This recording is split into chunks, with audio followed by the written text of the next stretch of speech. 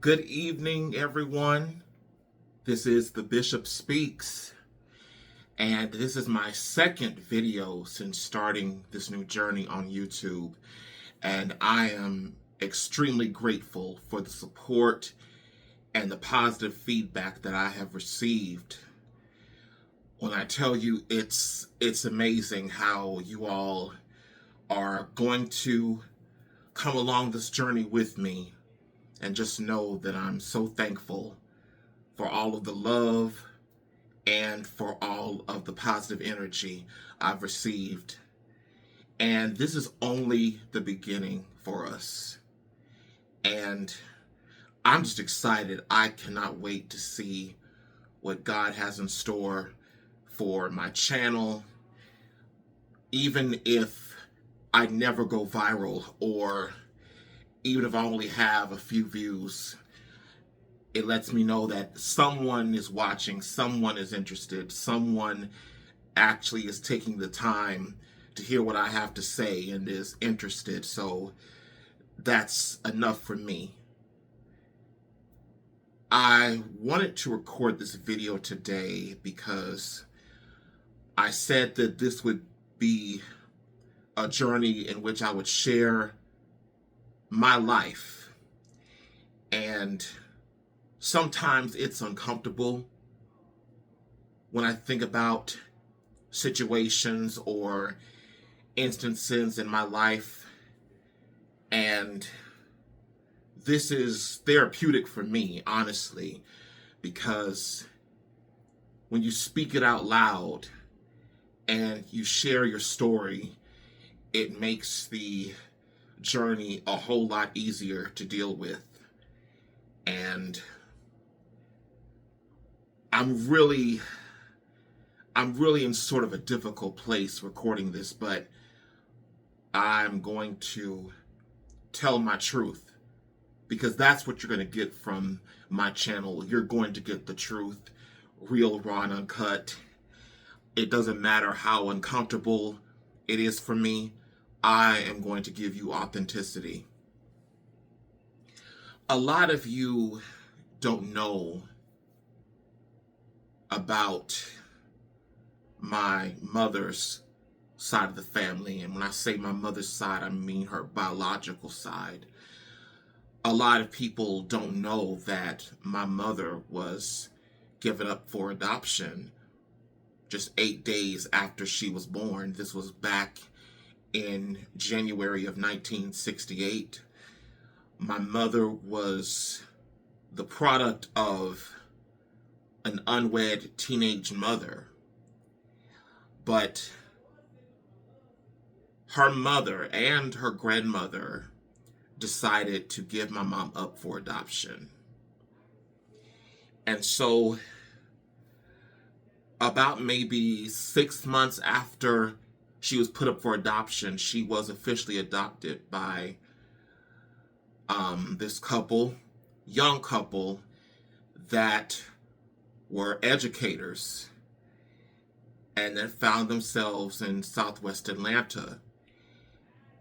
And my mother didn't know she was adopted until maybe about the age of 5, when one of my grandparents' choir members' daughters actually blurted it out. I don't know how that came to be, but she just blurted out that my mother was adopted. And of course, my mother went to her parents and they told her the truth. And since then, my mother said that her life was never the same. She didn't feel connected or loved by her adoptive parents or the adoptive sides of her family. And it was a stigma that was placed on my mom's life, being a product of adoption. She wasn't a biological relative. She didn't have the same DNA as everyone else. So it was a stigma that was placed upon her for her lifetime. And even today, she's still dealing with that. Of course, my mother, she's been in therapy for many years. And honestly, listening to my mother's story, I never thought that as I got older, I would follow in her footsteps, being rejected, being abandoned. That more so coming from my father and his side of the family, but of course, with her adoptive sides, my mother didn't get the love or respect. So in turn, I never got the love or respect from those sides of the family. In 1999, she went through the National Adoption Registry to try to find her birth mother. It just so happens that she did find her. But unfortunately, my biological grandmother didn't want to reunite with my mother. Her late husband convinced her to leave it alone and to not reunite with my mom. So imagine from 1968, well, when my mother was 5, up until 1999, she had no clue. She had no direction of who her birth parents were and where she really came from. So imagine all those years go by, and in 1999, you think you found that breakthrough, but then the biological mother rejects you not once but twice. So once as a baby, and then again as an adult. So from 1999 up until 2023, my mother only had a little information, but she didn't have a last name. She didn't have pictures. She didn't have a voice, nothing to really go on. But her biological mother did give her little clues along the way that they're a family of morticians, and they came from a family with some prominence. She didn't really know, a lot about her father, except that he was from the other side of the tracks. And those of you who know that terminology basically grew up in less fortunate situations than my grandmother did. So from 1999 up until 2023, my mother only had that little information, but again, no names, no pictures, no voices, nothing that she could go on. So in 2023, February of 2023, I told my mom, well, Mom, you should do the Ancestry DNA test. And at first, my mother wasn't really receptive to it. She said, no, I'm done with it. I've let it go. But with my persistent, and I have to tell you, I am extremely persistent. When my mind is really set on something, I will keep pushing and pushing until I get some kind of breakthrough or some kind of leeway. So I did ultimately convince my mother to take the Ancestry DNA test. So we ordered the test. She went through the process, set up an online profile with Ancestry.com, and mailed it back. And it wasn't maybe about a few weeks later that all of a sudden, bam, her mother's side was revealed to her. Now all of a sudden she has these cousins from out of nowhere. And we discovered that my mom is actually a niece of Willie A. Watkins, of Willie A. Watkins Funeral Homes here in the metro Atlanta area. And for those of you that don't know about Willie A. Watkins, he is a prominent mortician He has multiple funeral homes. There's one in the West End in Atlanta.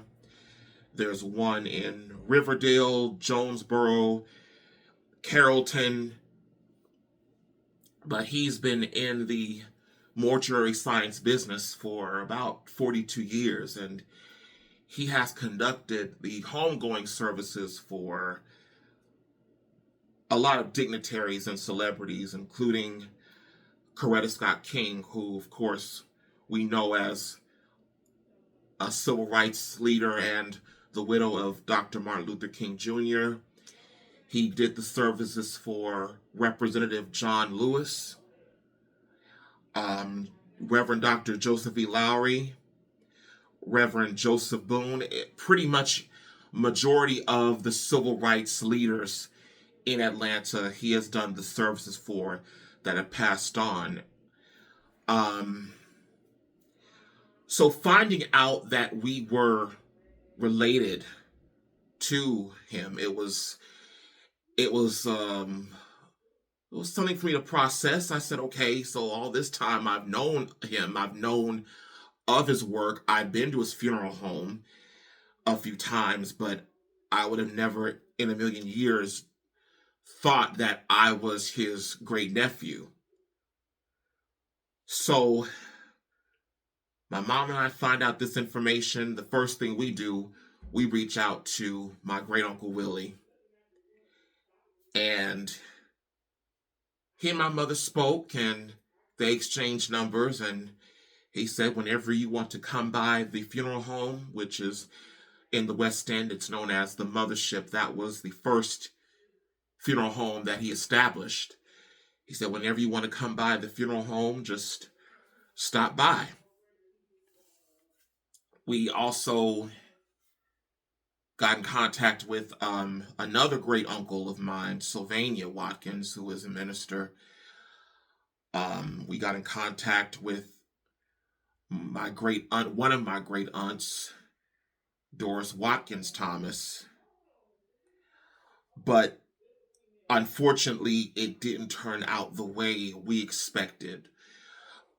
I guess in my mind, I thought that we would have been embraced, or they would have wanted to know more about us or about our lives and our story, our journey, and vice versa, because there is so much that I don't know about my mother's biological side.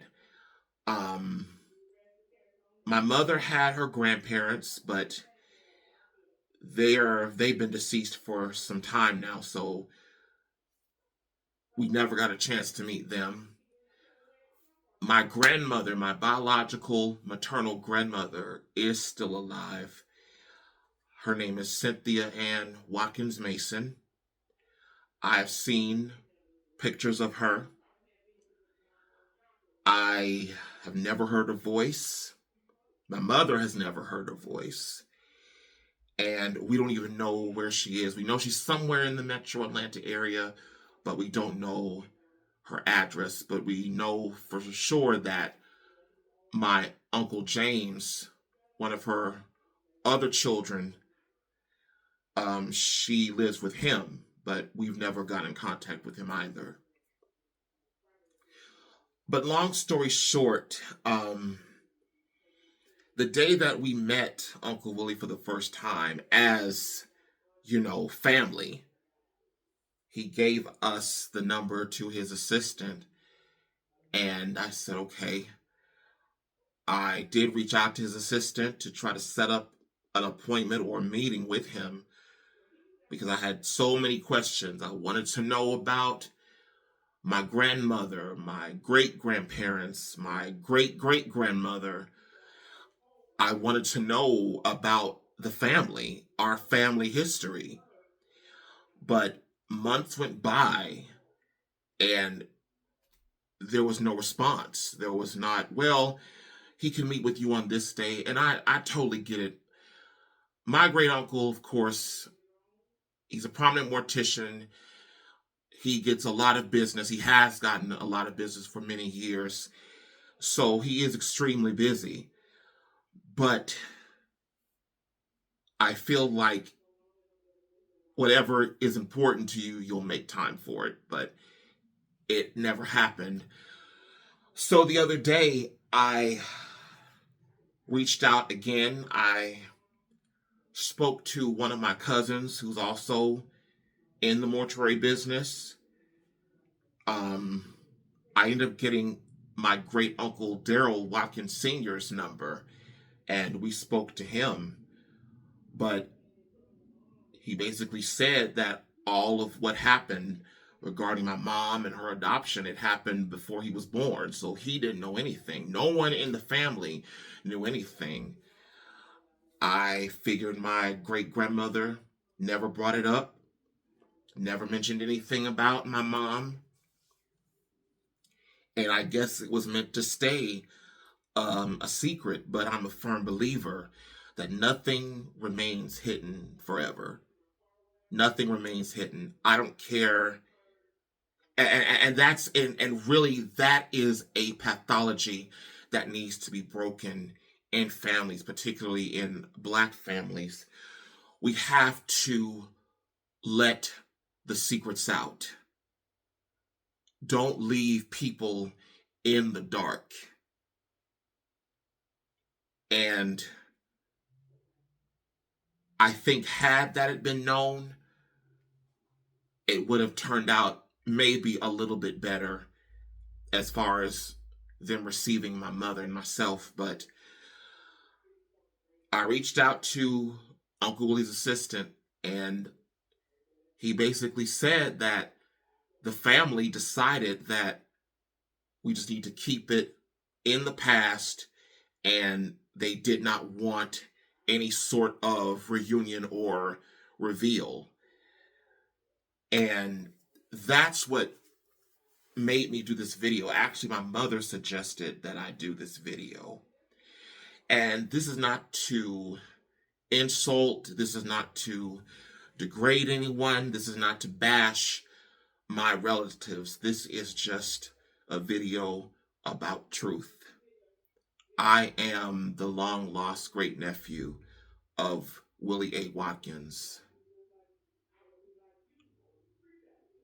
My mother and I, it's pretty much been she and I against the world. And I'll be 32 on the 14th. And people have come and gone out of our lives, but it's only been she and I. And that's what makes it so painful, that I don't have a relationship with my father and his side of the family. I don't have a relationship with my mother's adoptive sides. My adoptive grandparents are both deceased. They died when I was a child. And for it to happen again with my mother's biological side, I'm not gonna lie, it hurt. It hurt my feelings. But at the end of the day, I cannot make anyone love me, like me. My mother can't make anyone love her or like her or embrace her.